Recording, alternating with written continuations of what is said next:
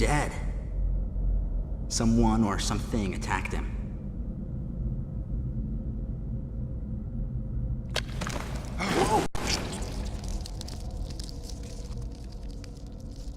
Get away from me! Miles! Enough!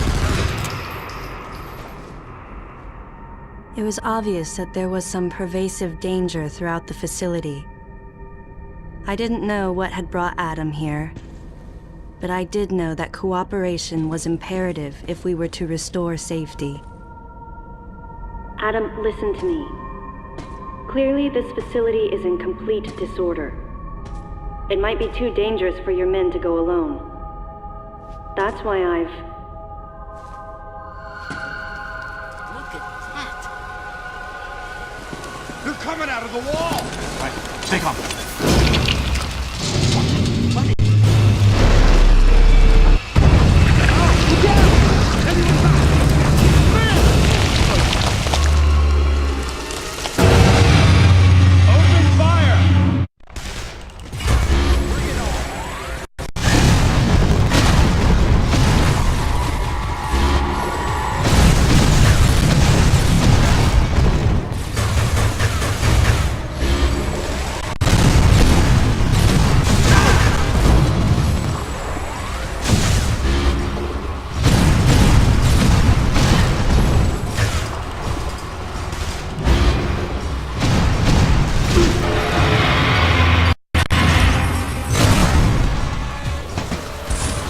This ain't good! Nothing's working!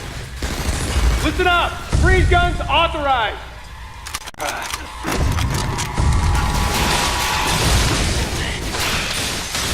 Damn it! I'm authorizing missile use!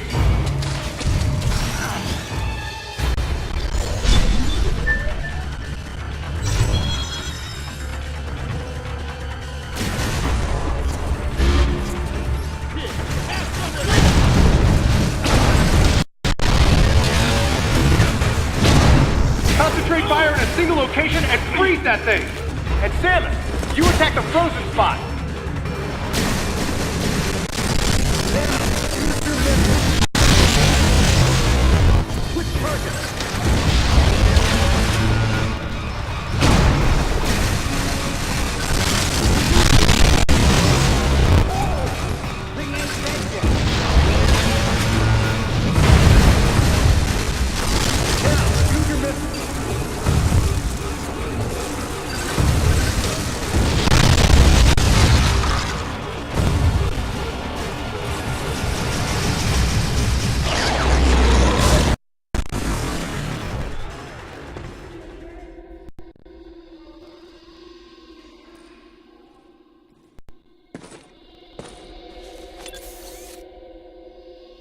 Samus, looks like I'm gonna need to ask for your cooperation on this mission, but I'm also gonna have to ask that you follow my commands.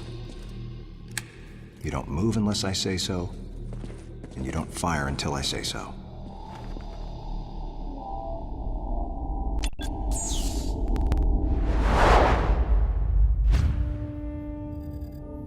Any objections, lady? The thumbs up sign had been used by the Galactic Federation for ages. Me? I was known for giving the thumbs down during briefing. I had my reasons, though. Commander Adam Malkovich was normally cool and not one to joke around. But he would end all of his mission briefings by saying, "Any objections, lady?" He was joking, but others weren't. At the time, I felt surrounded by people who treated me like a child, or used kid gloves because I was a woman. And yet with Adam, I was grateful for the nod. My past has left me with an uneasy soul, and as a result, it touched me on some level that Adam would acknowledge that past by calling me something delicate, like lady. And I knew more than anyone that every word from Adam was deliberate. My thumbs down was a twofold response. A sign of derision at being called a lady, and a signal of my complete understanding of the mission orders. The other soldiers were always willing to support me with easy smiles despite the fact that I clearly had so much yet to learn. Among them was Anthony. In the face of his well-meaning behavior and that of the other soldiers, my response was to become increasingly bitter. I was a child, always with something to prove, a chip on my shoulder. And I was angry. I felt that if I let my guard down, I would easily be broken. And beyond that, I was scared. But even in the naivete of my youth, I could see in Adam's joking manner how close he felt to me. Adam knows my past, and he knows me better than anyone else. Confession time. Because I was so young when I lost both of my parents, there's no question I saw Adam as a father figure. When I rebelled against him, I knew I could get away with it. And his paternal compassion in the face of my rebellion reinforced the special bond I felt with him. I understood well that chances were slim that I would ever find anyone that understood me like Adam. And yet, when the time came, I still left his side. I was so young and naive.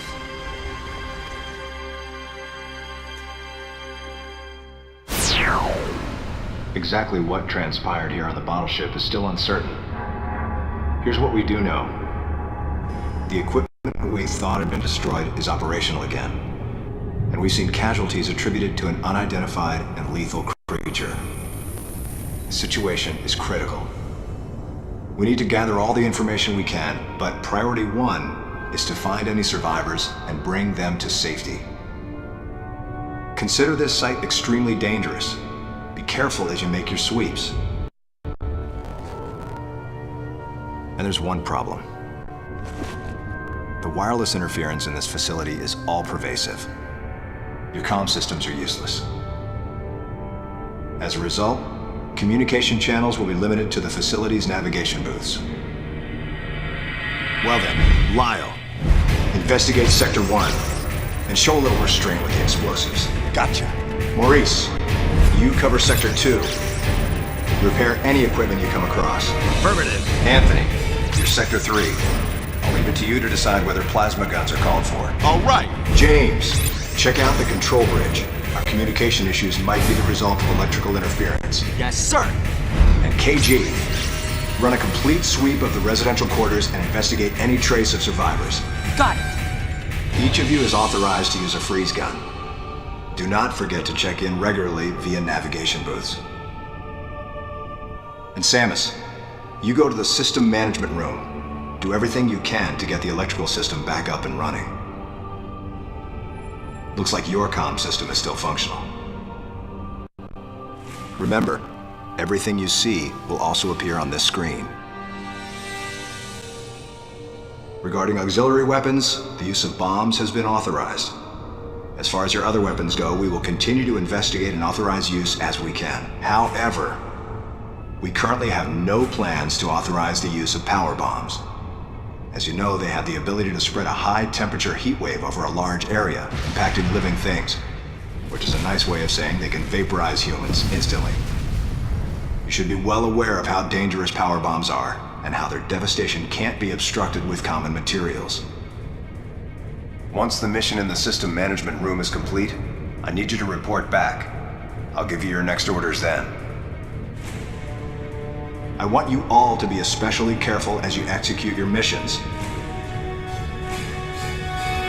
That's the end of the briefing. It was the first joint mission I'd been a part of since becoming a freelance bounty hunter. And of course, it was the first time since my Federation days that I was following the orders of a commanding officer. Having received mission orders from Adam, I felt confused and strangely exhilarated at the unexpected turn of events. I responded. Understood, Adam. No objections, of course.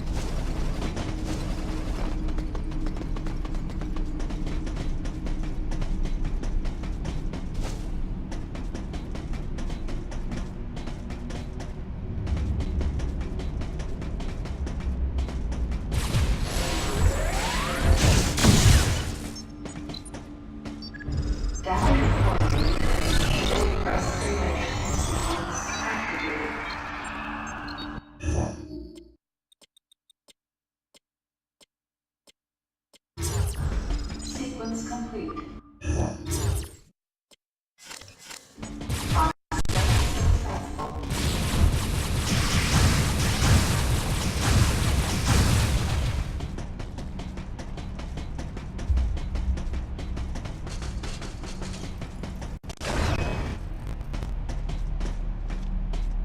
Samus, go through the hatch on your right and head towards Sector 1. Lyle went ahead to secure a route to a facility of interest. I'll leave you to survey Sector 1.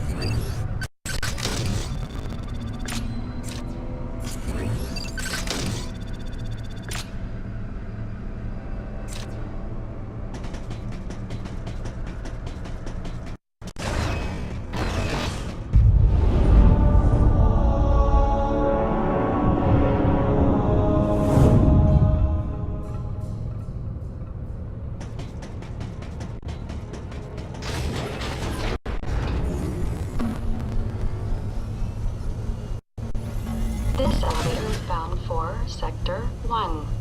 A Level 3 warning is now in effect in Sector 1. Please avoid traveling alone and remain armed. Stay alert to your surroundings at all times.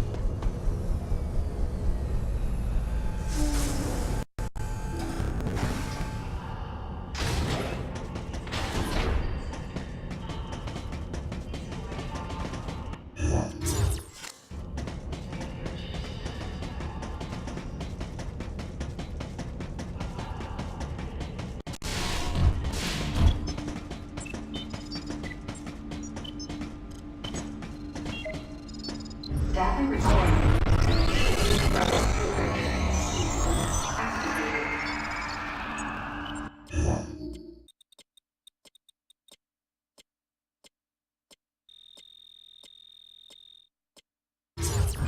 Sequence complete. Process successful.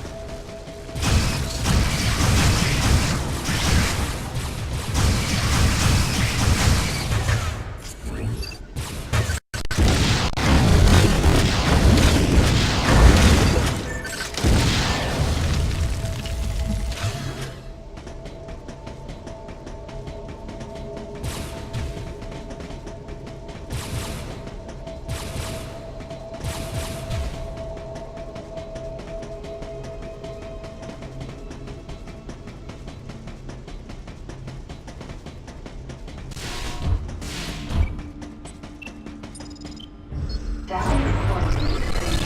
Restoration sequence activated.